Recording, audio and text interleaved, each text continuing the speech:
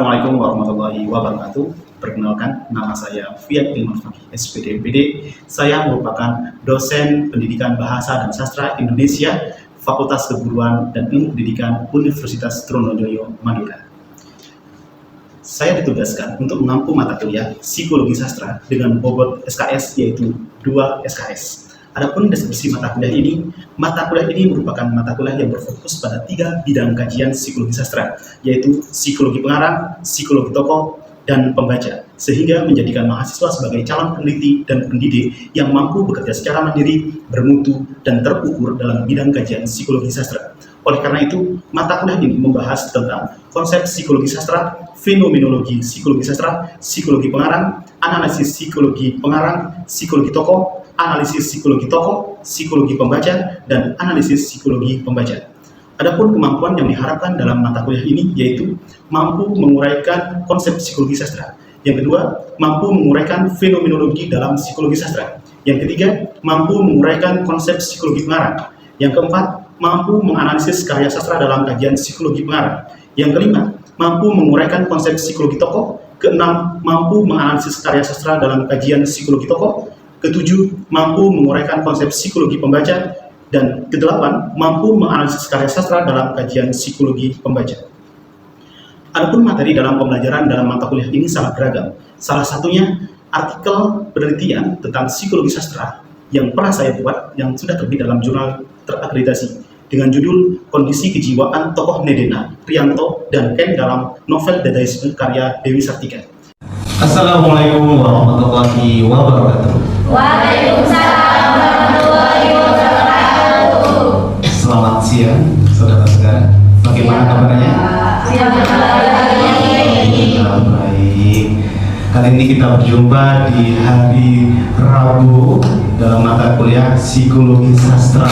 Oke, ini pertemuan ketiga kita. Tapi sebelum kita mulai, mari kita berdoa terlebih dahulu. Baik, saudara-saudara, maka kita menundukkan kepala sejenak untuk berdoa kepada Allah Subhanahu wa taala agar apa yang kita lakukan hari ini mendapat berkah. Berdoa dimulai.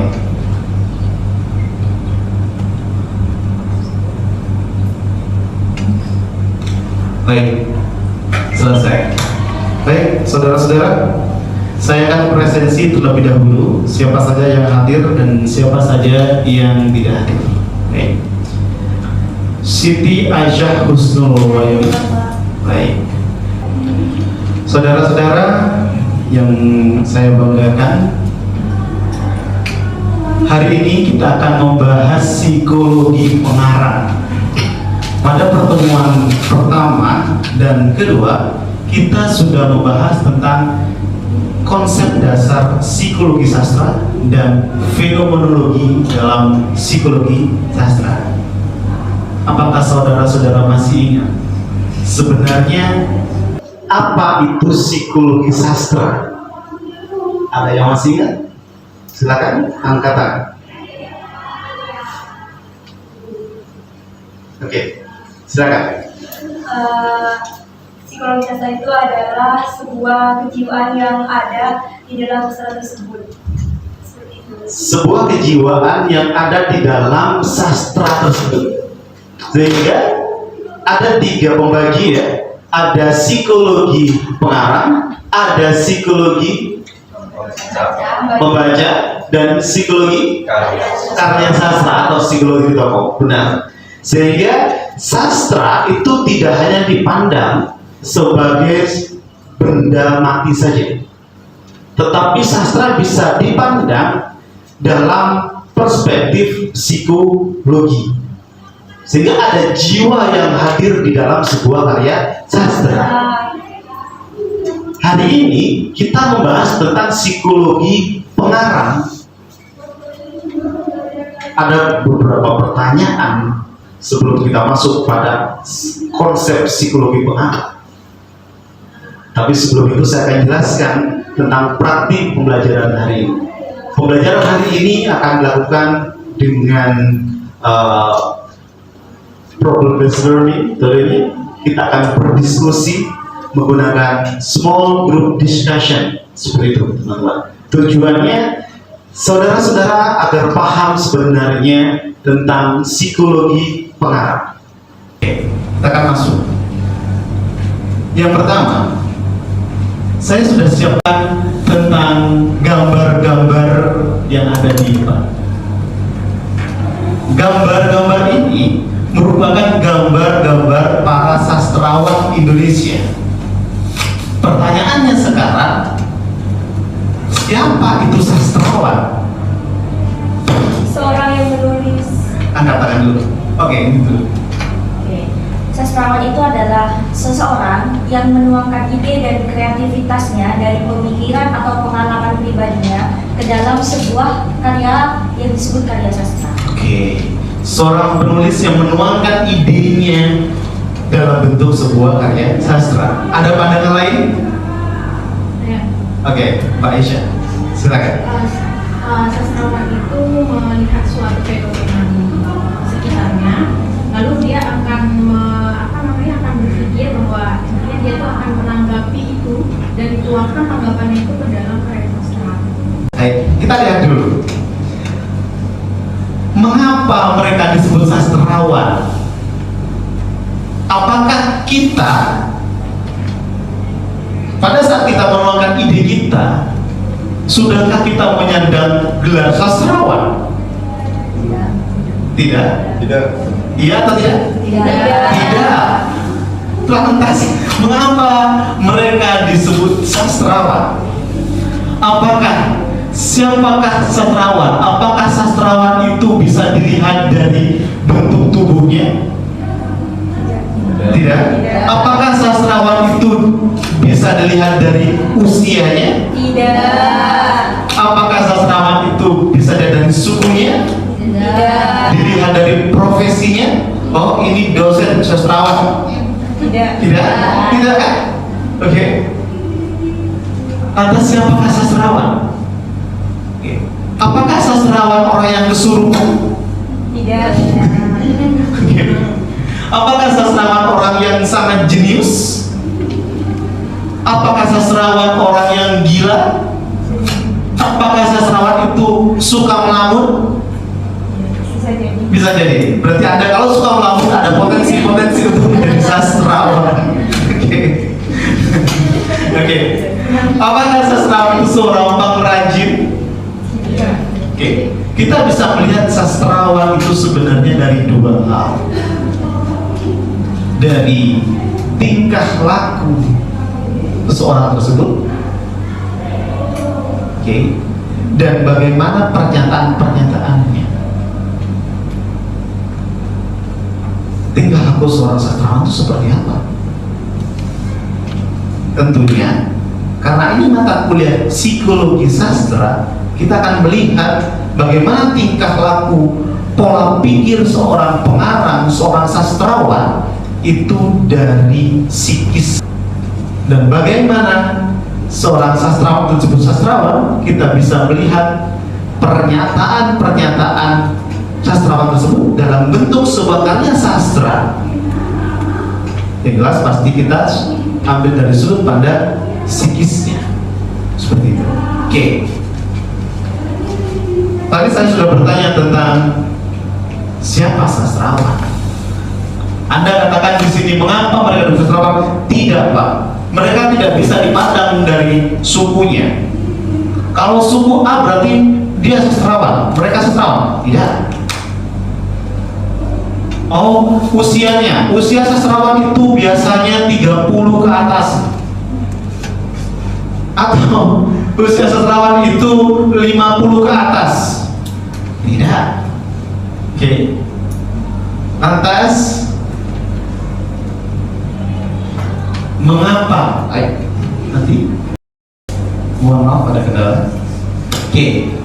Pertanyaan yang ketiga, mengapa mereka bisa menghasilkan sebuah karya sastra? Anda tahu ini karya sastra siapa? Pramudia Anantatur, berjudul Bumi Manusia. Ini karya yang sangat fenomenal dan melegenda di Indonesia. Yang kedua, Cantik Itu Luka, karya Eka Kurniawan. Yang ketiga, Laskar Pelangi, karya Ada Hirata. Pertanyaan sekarang, mengapa mereka bisa menghasilkan sebuah karya sastra? Itu yang penting kita bahas. Mengapa penting kita bahas? Kita akan menjawab itu dalam sudut pandang psikis. Bagaimana psikis pengarang sebenarnya dalam menciptakan sebuah karya sastra? Kita lanjut. Jika memang seperti itu, siapa sastrawan? Apakah sastrawan bisa ditentukan dari sudut dari usianya, profesinya, atau yang lain? Mengapa mereka bisa menghasilkan sebuah karya sastra? Jawabannya adalah sastrawan adalah manusia yang bicara pada manusia lain. Mereka tidak berbicara dengan tembok, mereka tidak berbicara dengan orang dengan hal-hal yang benda mati, tapi mereka berbicara dengan orang lain, dengan manusia lain, yaitu pembaca. Manusia yang benar-benar memiliki rasa tanggap yang lebih peka, kegairahan dan kelembutan jiwa yang lebih besar itu mengalir dalam diri seorang pengarang atau seorang sastrawan. Sehingga manusia yang memiliki pengetahuan yang lebih mendalam tentang kodrat manusia dan memiliki jiwa yang lebih tajam daripada manusia-manusia lainnya, itulah sastrawan. Mengapa ada kata-kata lebih tajam, lebih peka daripada manusia-manusia lainnya? Kita jawab selanjutnya. Oke. Sastrawan berhasil, atau mereka itu berhasil bermain dengan kata-kata. Oke. Medianya sastrawan adalah kata-kata. Namun kata-kata yang mereka hasilkan itu tidak main-main. Sehingga kita bisa simpulkan sastrawan itu orang yang cerdas. Mengapa orang yang cerdas? Tidak semua orang bisa menjadi seorang sastrawan. Tidak semua orang itu bisa menghasilkan sebuah karya sastra. Bahkan tidak semua orang bisa mengarang. Siapa yang di sini kesulitan dalam membuat karya sastra? Saat mengawali saja, ada yang kesulitan? Ya. Oke, masih kesulitan. Kesulitannya bagaimana maksudnya? Karena belum bisa memainkan kata-kata itu, Pak. Tapi kalau tentang perenungan dan konsep-konsep berpikir tentang pengamatan kita terhadap lingkungan, insya Allah sudah sedikit-sedikit. Oke, baik. Belum bisa memainkan kata-kata dalam sebuah karya sastra yang berjudul Aku, karya Khairil Anwar. Hai waktuku, ku mau tak seorang kan merayu, tidak juga kau. Aku ini binatang jalan. Ketika dia mengatakan binatang jalan pada dirinya, itu bukan sekadar kata-kata, tetapi kata-kata itu menancap dalam pikiran orang-orang lain. Siapa yang di sini yang tidak tahu tentang puisi Anwar? Saya pikir semuanya tahu.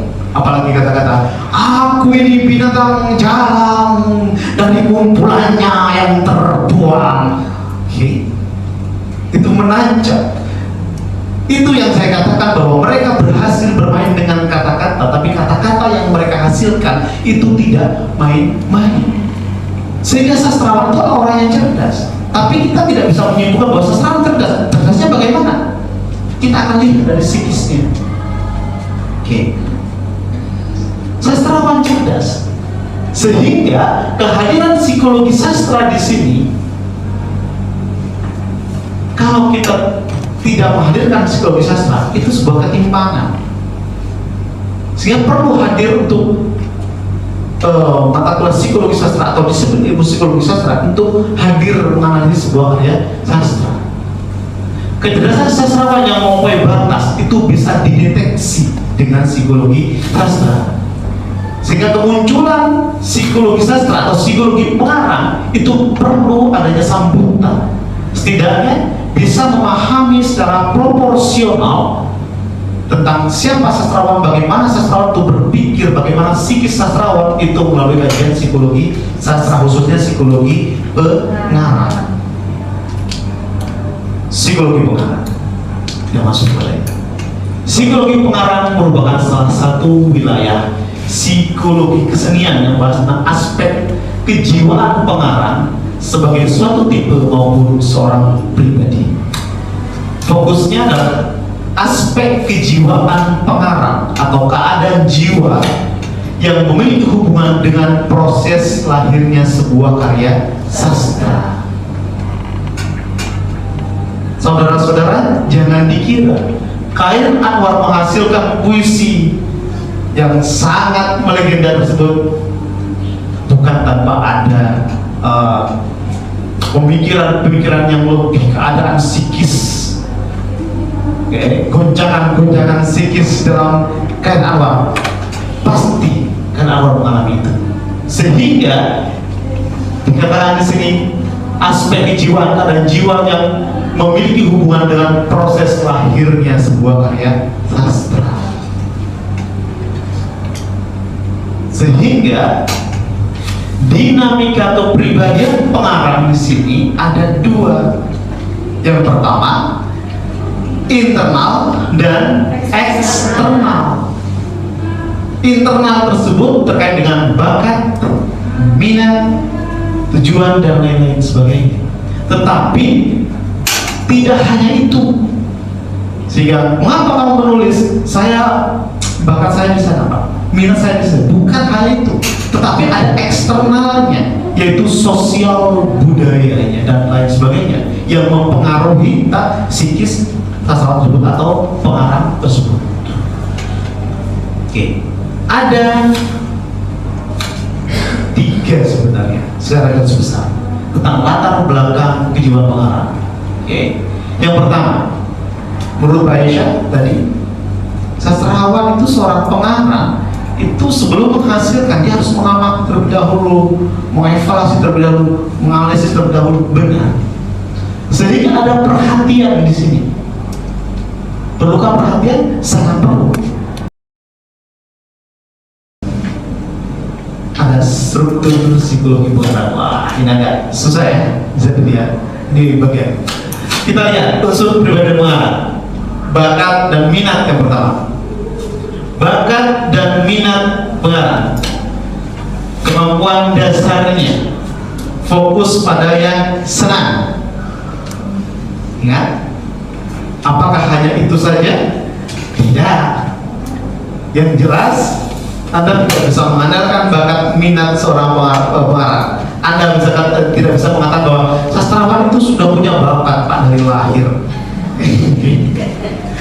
Oke, kan mereka punya bakat untuk menulis, tapi ada kata bahwa 100% tidak bisa. Oke, saya tidak minat Pak, saya tidak punya bakat. Apakah bisa menulis? Bisa. Oke, ya kenapa? Karena yang kedua adalah ada internal dan eksternal di dalam dirinya sendiri dan bagaimana orang-orang di lingkungannya yang mempengaruhinya. Mungkin Anda tidak minat dalam menulis hari ini karena Anda masuk di dalam prodi pendidikan bahasa Indonesia. Anda jadi minat untuk mengarang, Anda jadi minat untuk menghasilkan sebuah karya sastra karena lingkungan yang mempengaruhi Anda, sehingga Anda berpikir bahwa mengapa burung itu terbang menukik? Karena Anda berpikir seperti itu. Mengapa ya? Loh, dulu saya tidak pernah berpikir itu, tapi mengapa saya berpikir itu? Ini bisa sepertinya saya buat sebuah puisi. Burung yang terbang menukik, menyergap bangsanya atau seperti apa? Seperti itu. Pak, saya bisa berpuisi, iya. Setelah Anda baca kumpulan puisi, karya sastra baik itu cerpen, novel, naskah drama, Anda akan tertarik karena ada dorongan-dorongan dari luar yang membuat Anda bisa menghasilkan sebuah karya sastra. Dan yang ketiga, tujuan dan dorongan. Kebutuhan. Kebutuhan yang pertama ada fisiologis, kedua emosional, ketiga psikologis, mental, dan spiritual. Pernah Anda tahu bahwa ini kan menulis itu sebuah hal yang akan ditulis dalam hidup. Tapi sebelumnya apakah ada pertanyaan tentang materi tadi? Oke, selanjutnya silakan. Di bagian tadi latar belakang itu Pak. Nah, yang tadi barusan. Oke. Nah, kan tadi Bapak menyebutkan latar belakang kejiwaan pengarang itu perhatian, perlu pengamatan. Nah, di sini melibatkan panca indera yang kelima itu. Iya. Nah, bagaimana jika seandainya seseorang itu cacat di antara salah satu panca indera tersebut, ya contohnya, mohon maaf ya Pak, dalam tanda kutip dia buta. Apakah dia bisa disebutkan sebagai seorang sastrawan? Karena apa yang akan dia sampaikan otomatis tidak dipengaruhi oleh pengamatan dari apa yang ia lihat. Bisa saja itu halusinasi, Pak. Baik, terima kasih. Pertanyaan dari Pak Soto bersifat kasuistis berarti. Oke. Bagaimana jika tidak ada tadi satu dari 5 indera tersebut? Sah-sah saja. Karena sastrawan bukan dilihat dari bagaimana utuh tubuh dia. Oke. Sastrawan bisa dilihat bagaimana dia menghasilkan sebuah karya sastra dan dibaca oleh pembaca. Oke. Dan dia bisa mempengaruhi, dan yang jelas karya sastranya adalah mengandung estetika. Ada 3 pertanyaan. Bagaimana dorongan psikis pengarang dalam proses kreatif membuat sebuah karya sastra? Yang ketiga, bagaimana proses kreatif bisa dikatakan sebagai aktualisasi pengarang? Dan yang ketiga, bagaimana tahap-tahap psikis pengarang dalam proses kreatif? Sekarang, agar tidak terlalu banyak berbeda, 1, 2, 3, 4 menghadap ke belakang. 1 kali. Oke, baik. Karena sudah selesai semuanya Pak Madi? Sudah. Baik. 1 perwakilan dari kelompok sebelah sini, ini dan terakhir untuk menyampaikan jawaban-jawaban. Silakan. Dari sini, silakan. Oh, di sini, silakan. Sini. Di sini Mas.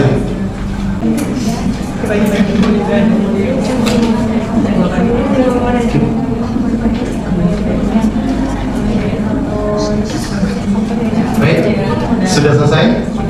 Sudah? Wah, ini sangat sekali. Oke, baik. Karena sudah selesai semuanya Pak Madi? Sudah? Baik.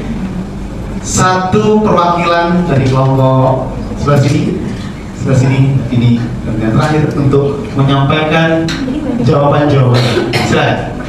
Dari sini, silakan. Oh, di sini, silakan. Sini. Di sini Mas.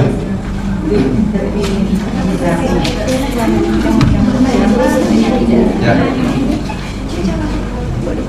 Jawaban dari kelompok setelah mengalami proses diskusi yang lumayan panjang. Jadi untuk pertanyaan pertama, bagaimana dorongan psikis pengarang dalam proses kreatif membuat karya sastra? Jadi dorongan dari seorang sastrawan itu sebenarnya dapat kita lihat dari pertama, ketika sastrawan itu tidak lepas daripada makhluk sosial. Jadi pastinya ketika dia melakukan suatu aktivitas sosial, dia mengamati kejadian sosial yang mungkin menurutnya bisa direnungkan. Sehingga dari kejadian sosial itu merupakan ada beberapa kejadian yang sekiranya itu bisa membuat efek dorongan pada psikis seorang pengarang. Contohnya kalau kita melihat karyanya Pram tentang bumi manusia, itu kan ada suatu dorongan ketika Pram itu melihat kondisi feodalisme yang luar biasa yang ada di Indonesia, sehingga ada dorongan tersendiri ketika seorang sastrawan atau kita sebut Pramudia itu membuat karya sastra berupa bumi manusia tadi. Terus ada juga pengalaman pribadi. Kalau kita lihat bahwasanya ada beberapa penelitian mengatakan bahwasanya dengan kita menuangkan ide atau kita menulis di dalam bentuk karya sastra bisa menghilangkan stres dan mengurangi tekanan yang ada di mental. Jadi pengalaman pribadi ini biasanya dituangkan oleh seorang sastrawan untuk kepentingan-kepentingan tertentu, termasuk kepentingan dirinya sendiri. Setelah itu ada trauma masa lalu. Jadi trauma masa lalu ini menjadi salah satu dorongan. Kenapa?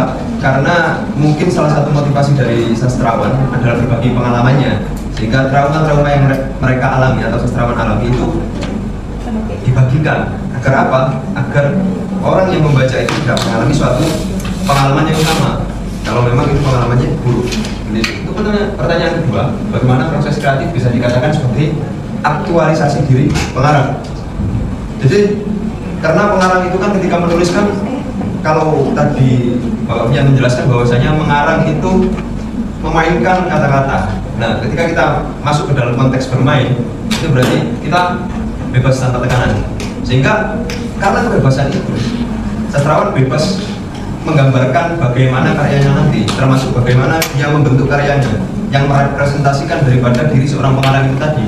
Karena dari karya sastra kita bisa lihat bahwasanya ada berbagai macam hal yang dapat kita lihat dari karya sastra, dari ideologi, motif, tujuan dari pengarang, dan yang kita pelajari saat ini bagaimana cara kita melihat karya sastra melalui psikis pengarang. Yang terakhir ya, bagaimana tahapan-tahapan psikis pengarang dalam proses kreatif. Jadi dari diskusi teman-teman ada 1, 2, 3, 4, 5 tahapan. Yang pertama itu mengamati kondisi sekitar, kondisi lingkungan, atau mengamati dirinya sendiri kalau memang karya sastra yang dihasilkan itu merupakan pengalaman pribadi.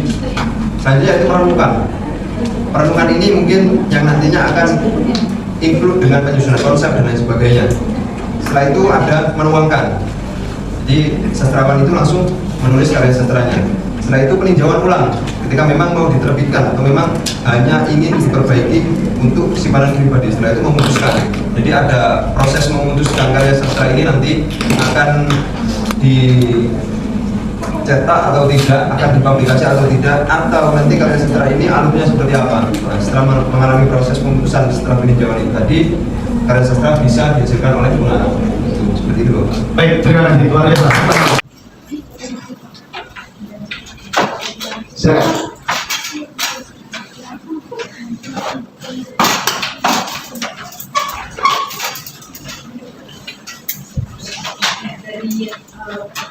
Dari pembelajaran yang kita lakukan kali ini, yang dapat saya simpulkan bahwa seorang sastrawan itu bukan hanya sekedar menulis sebuah kata-kata, namun ada proses-proses yang menurut saya panjang untuk bisa menghasilkan sebuah karya sastra. Dia melibatkan berbagai aspek, baik dari pikirannya, bagaimana lingkungan, bagaimana norma-norma masyarakat, bagaimana nantinya pembaca itu akan sampai dengan apa yang dia memahami gitu, dengan apa yang dia ucapkan. Karena balik lagi ketika menulis sebuah karya sastra kan tentunya sastrawan juga harus memperhatikan pembacanya, siapa pembacanya.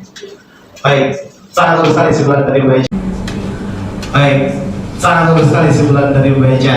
Sastrawan bukan hanya menuliskan saja, tetapi ada banyak hal-hal yang harus dilakukan sebelumnya seperti itu, melalui salah satunya kepada siapa tulisan ini ditujukan. Oke, memang benar. Psikologi pengarang adalah bidang yang menggali hubungan kompleks antara kondisi mental, emosi, dan pengalaman hidup seseorang penulis dengan karya sastra yang dihasilkannya. Seperti itu. Ada 3 hal, yaitu kondisi mental, emosi, dan pengalaman hidup. Baik, teman-teman, terima kasih untuk hari ini. Baik, sebelum kita akhiri, mari kita berdoa lagi, teman-teman, agar apa yang kita lakukan hari ini menjadi ilmu yang bermanfaat. Berdoa dimulai. Terima kasih. Oke, dan tugas saya itu teman-teman membawa atau membaca satu karya sastra, boleh dari pengarang-pengarang dari Madura atau dari pengarang-pengarang dari luar Madura. Yang penting Indonesia, oke? Yaitu satu puisi dan satu cerpen. Baik, terima kasih teman-teman. Saya akhiri pertemuan kali ini. Wassalamualaikum warahmatullahi wabarakatuh.